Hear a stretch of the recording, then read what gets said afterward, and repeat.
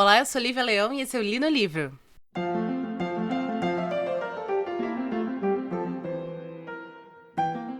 Muito feliz hoje que está chovendo, então finalmente caiu um pouquinho a temperatura e eu posso gravar com as janelas fechadas. Vocês vão perceber a diferença deste episódio para o episódio passado, que foi extremamente barulhento, tá bom? E se Deus quiser, vamos continuar assim, no mais absoluto silêncio para a gravação. O livro de hoje é um livro que recentemente teve a sua adaptação chegando ao cinema pelas mãos de M. Night Shyamalan. Um filme que acho que ainda está em cartaz, chamado Batem a Porta, Knock at the Door, em inglês.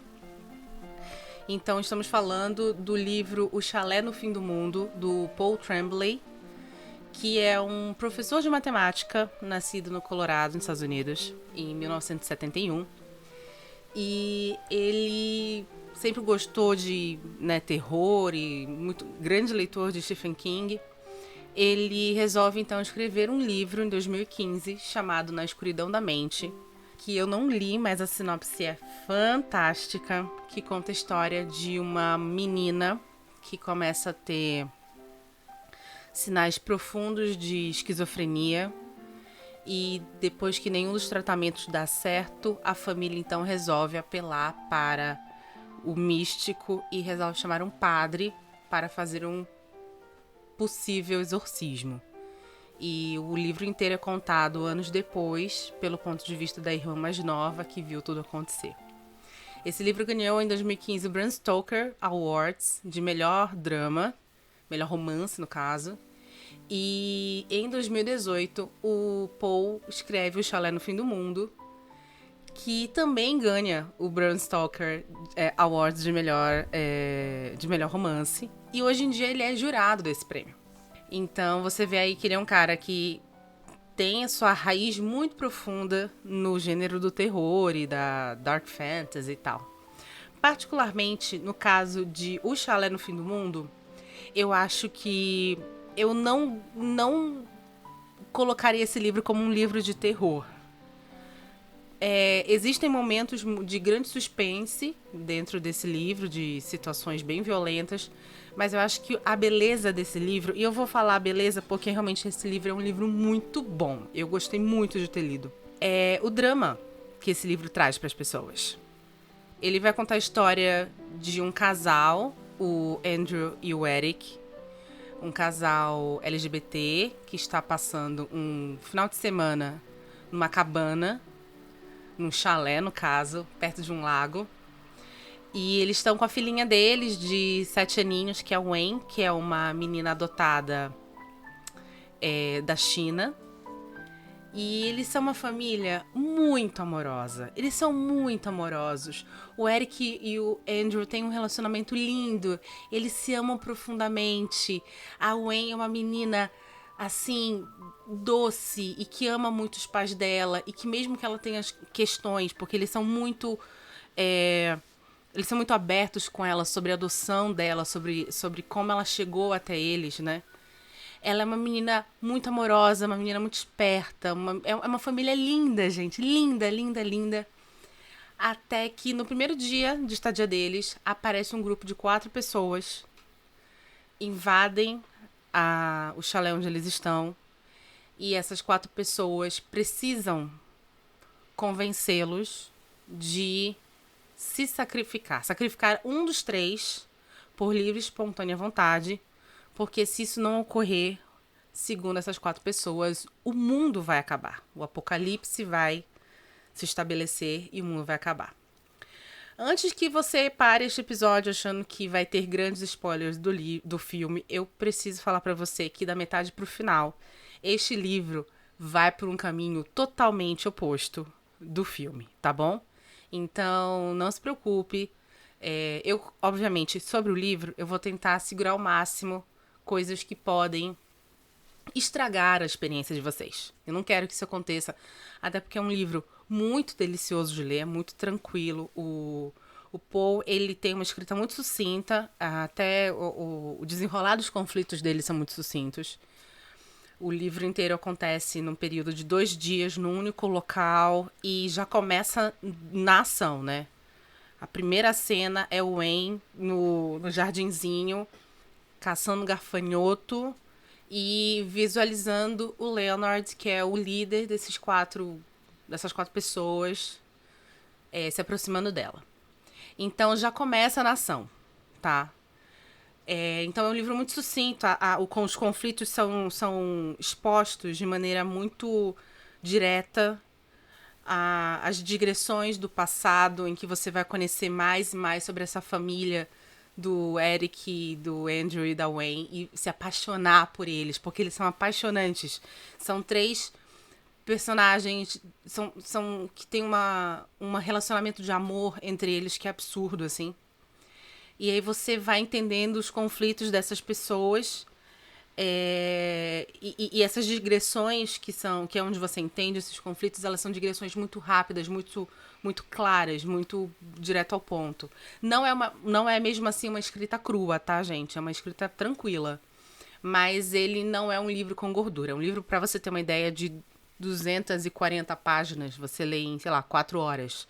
É muito tranquilo esse livro. Então não quero estragar essa leitura para você, porque eu acho que você deveria lê-lo. E, gente, eu acredito que mais do que saber o final de uma história, é delicioso participar do contar dessa história, né? Então, eu não sou uma pessoa que eu não me importo muito com spoiler. Porque eu acho que o ver acontecer, ler acontecer, é mais interessante. Mas realmente eu não vou estragar. Então, se você também quer assistir o filme, fique tranquilo, tá? Ele é bem diferente. Da metade pro final, ele é bem diferente desse livro. E aqui a gente tem uma questão muito louca, na minha opinião. Porque, que é pra mim o grande conflito do livro. Nós temos aqui um casal LGBT, onde um deles foi em algum momento da vida atacado brutalmente em um bar, a ponto dele ter uma cicatriz que vai da nuca até a base do pescoço. Ele quase morreu. O outro vem de uma família cristã extremamente religiosa, em que ele teve um grande problema com os pais por se assumir gay. Então ele não teve o apoio dos pais.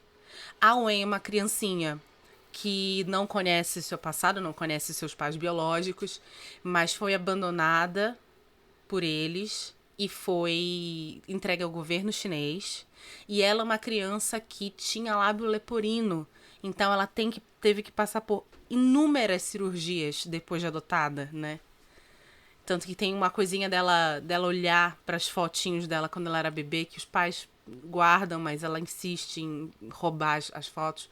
Porque ela olha e ela tem é uma situação muito louca para ela, porque é uma conexão com o passado que ela não se lembra, mas ao mesmo tempo que é um passado que ela não quer realmente ter conexão. Então é um grande conflito dentro dela. E aí você tem essas 3 pessoas que tiveram situações e viveram momentos muito tensos em suas vidas, se encontrando e tudo se resolvendo. Se encontrando e todas as angústias, todo o sofrimento indo embora. Porque eles se amam, eles se encontraram no amor. É uma coisa linda, linda esse casal com essa criança. E, de repente, eles são obrigados a escolher a se sacrificar para salvar um mundo que nunca foi legal com eles.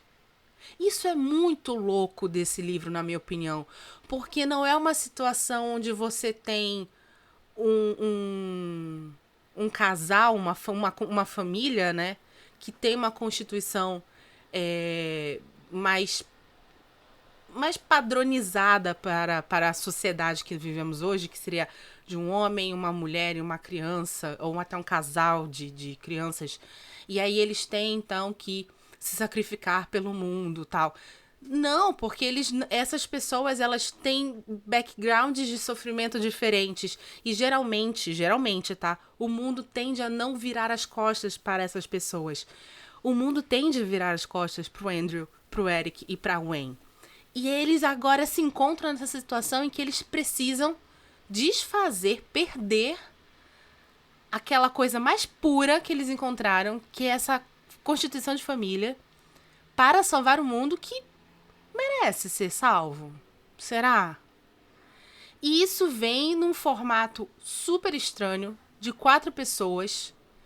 E dentre essas 4 pessoas, você tem o Leonard, que é um cara fortão, gigantesco, que até no filme é vivido pelo Dave Bautista, mas que é muito cuidadoso. Aí tem 2 mulheres, tem mais um rapaz que é bem aquele redneck norte-americano homofóbico.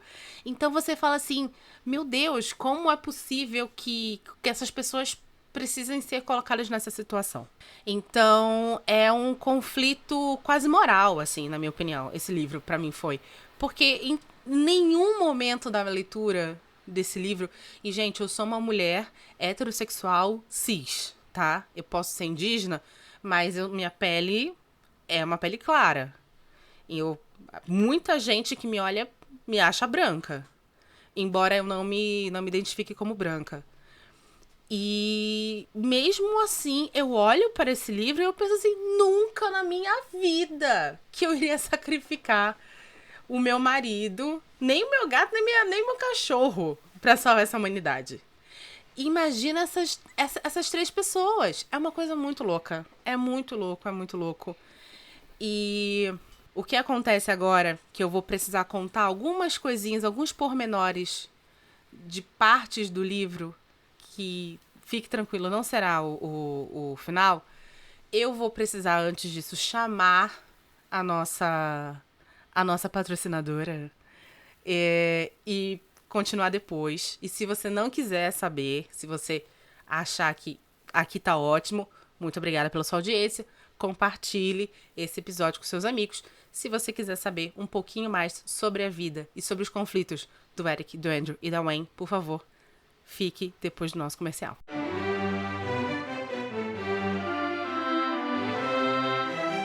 Oi, já já o episódio continua.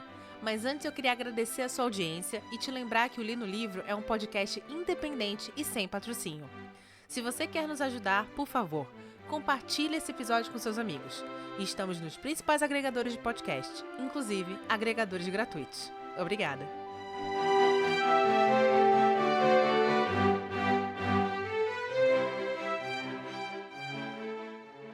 Pois muito que bem. Quando isso acontece, quando essas 4 pessoas adentram de uma maneira super violenta, trazendo armas improvisadas que são, na verdade, misturas de arado e foices, assim, umas coisas horrendas. No chalé deles, o Andrew e o Eric lutam, obviamente, porque eles têm uma criança ali, né? E acaba que o Eric sofre uma concussão e essa concussão vai deixá-lo aéreo durante o resto do livro. Essas pessoas entram, explicam para eles que eles precisam, em um determinado momento, decidir se eles vão ou não se sacrificar um deles, no caso. E se isso não acontecer, algo horrível vai acontecer com o mundo. Obviamente, eles não acreditam. A primeira coisa que eles pensam é, ok, vocês estão nos atacando porque somos gays. E eles falam, não é nada disso, não sei o que e tal. E aí passa-se o tempo, até que o Leonard fala assim, olha, tá na hora de vocês decidirem, vocês vão sacrificar? E aí eles decidem que não, obviamente. E aí nós temos a primeira reviravolta. Porque quando eles decidem não sacrificar, os 4 então resolvem matar uma pessoa. Mas não é um dos 3. Resolvem matar um deles. Então, o cara que era meio redneck ali vai ali pro meio dos 3 e eles batem nele até a morte. E aí, então, você já percebe que aquelas pessoas ali fazem parte de um culto, né? Vamos chamar de culto, que é assim, é bizarro, porque ao mesmo tempo que elas têm, obviamente, a capacidade de atos de violência absurdos, como matar um deles, um dos seus membros, eles não podem tocar nem no Eric, nem no Andrew, nem na Wayne. Porque não é o que Deus, entre aspas, falou pra eles. Então, é uma situação, assim, que é bizarra. Porque ainda é uma situação de violência, eles estão amarrados, eles estão sendo, né, violentados emocionalmente com aquelas pessoas, mas fisicamente eles não vão ser machucados. Depois que um deles morre, que é um deles assassinado, eles ligam a TV e tá acontecendo um tsunami. E aí eles falam assim, olha, tá vendo? Cada vez que vocês se negarem, um de nós vai morrer. E cada vez que um de nós morrer, vai acontecer uma tragédia. Até que vai ocorrer o apocalipse de vez. O que é ótimo, porque são 4 pessoas, né? Então são 4 cavaleiros do apocalipse. O apocalipse vai acontecer de vez e vocês ficarão sozinhos na Terra. E aqui a gente tem uma coisa que o Paul faz, que eu já falei isso em episódios passados. Eu falei isso lá no podcast do Pitcast que eu tive com o Sérgio. Digita no Google Pitcast Lívia Leão que vocês vão ver. Que é uma coisa que tem no Exorcista. Que eu acho... Por isso que eu acho o livro do Exorcista melhor que o filme do Exorcista. Embora o filme do Exorcista seja incrível. Você tem a todo momento uma dúvida de que se aquilo que está acontecendo realmente tem um fundo místico, um fundo divino, chame como você quiser, ou se aquilo ali é fruto de pessoas doentes, pessoas que têm algum tipo de distúrbio, que acreditam em coisas que não existem, e você tem isso a todo tempo. Como assim? Eles ligam lá na TV e tem lá o tsunami acontecendo. Só que aí o Andrew, gente, o Andrew sou eu nesse livro, é impressionante. Ele é muito... Ele tá todo momento questionando ali o que tá acontecendo. O Andrew fala assim, tá, mas o terremoto que causou esse tsunami, ele ocorreu há 4 horas atrás. As pessoas já sabiam que podia acontecer um tsunami. Tanto que tá acontecendo esse tsunami nessa cidade, mas em outra cidade conseguiram evacuar a galera. Acabou de dar aí no próprio noticiário que vocês ligaram. Então, você consegue entender pra onde é que esse autor tá levando a gente? Ele tá jogando pra gente sobre o que realmente tá acontecendo. Você acha, leitor, que realmente é uma situação divina, ou você acha que é só um casal sequestrado, uma família sequestrada por pessoas loucas?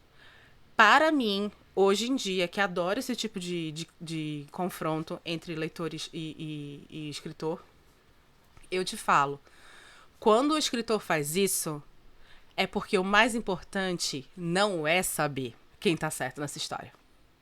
O mais importante é observar os personagens dentro dessa história. Os personagens sobrevivendo ou vivendo ou se desenvolvendo dentro dessa história. E o Paul Tremblay faz isso fantasticamente aqui. Existe um momento dentro deste livro que eu tenho uma pequena dificuldade. Em que eu me peguei... como eu posso dizer? Eu me peguei analisando muito para conseguir comprar o conflito. E eu vou falar em que situação foi essa, mas eu vou falar bem por cima, porque eu não quero, mais uma vez, estragar a leitura de ninguém. O Eric, ele sofre uma concussão muito feia, né? E durante a morte do primeiro membro desse culto, ele vê uma figura de luz se juntando ao grupo durante o assassinato. E só ele vê isso. Aí você sabe que nós estamos aqui vendo esta cena pelo ponto de vista do Eric, que é uma pessoa que teve um problema cerebral. Então, não tem como você saber se aquilo é real ou não. E aí, isso é o legal, porque aí você, daqui, o autor vai te dando digressões e digressões que vai explicando o passado do Eric. E por que o Eric seria uma pessoa, então, que facilmente acreditaria naquelas pessoas em uma situação extrema de que ele está machucado, não está pensando perfeitamente, tal. E porque, ao mesmo tempo, o Andrew não seria, entendeu? E aí, o Eric vai, em algum momento, tomar uma decisão. O Eric, ele vai tomar atitudes em que eu me peguei pensando, não, tudo bem, é porque em tal página o autor falou que ele tinha um passado. E aí eu acho que essa parte eu não gosto.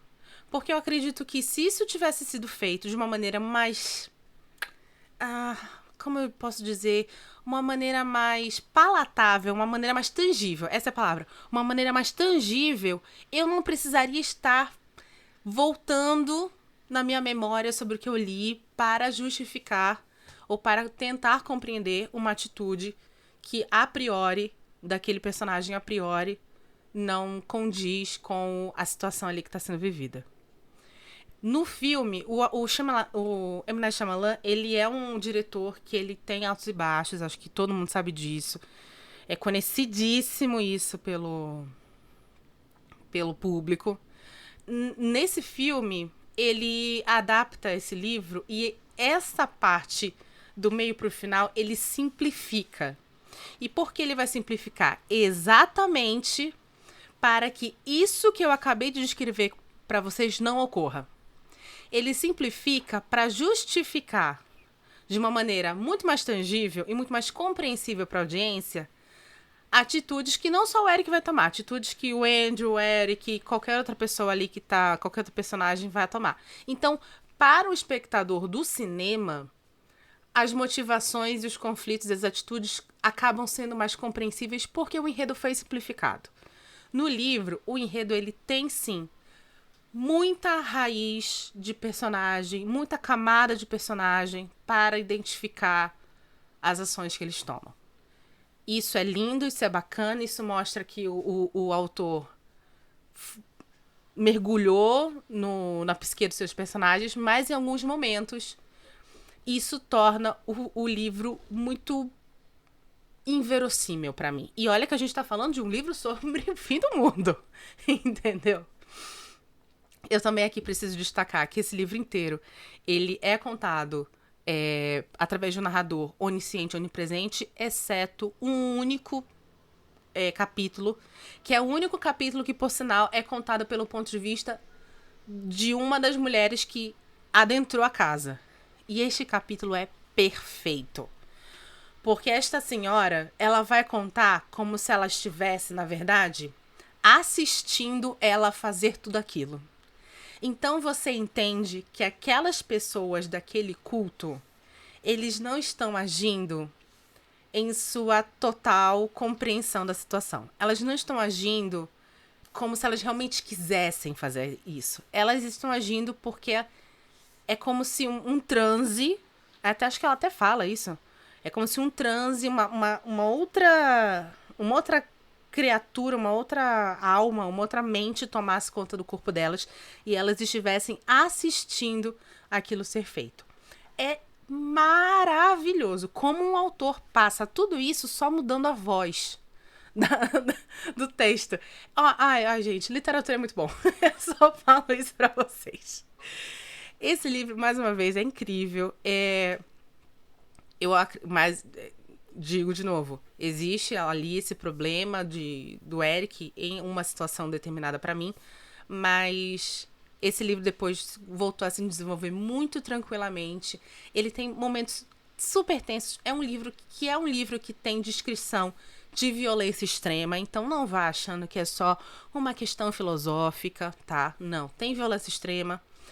Quando você entende como funciona aquele sequestro ali, o livro, para mim, toma áreas muito mais de drama do que de suspense. E eu venderia esse livro como um grande drama, tá? Eu não venderia esse livro como um suspense. Mas, enfim. E funcionou pra mim muito bem como um drama. Porque as questões que eu acabo me identificando com o Eric, com o Andrew e com a Wen, são questões muito mais relacionadas à moralidade, a papel de sociedade, a amor, do que a medo de, sei lá, cortarem o meu dedo, tá ligado? Então, eu acho que pra mim funciona muito mais assim esse livro.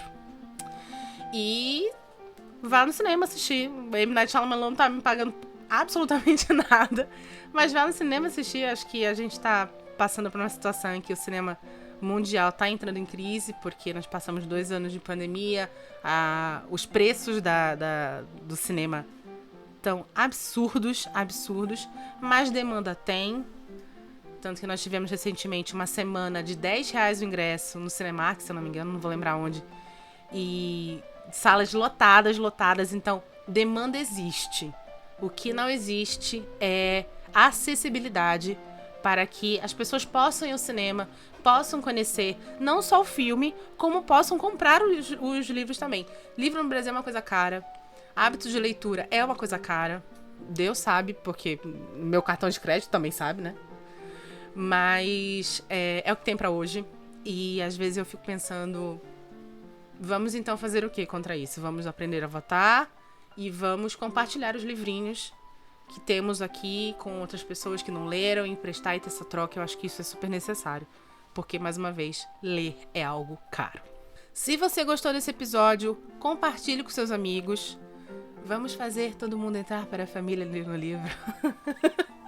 Compartilhe com seus amigos, talvez eles gostem, comecem a compartilhar com outros amigos, enfim, viramos uma grande pirâmide de leitura. E meu nome é Lívia Leão e esse foi o Li no Livro.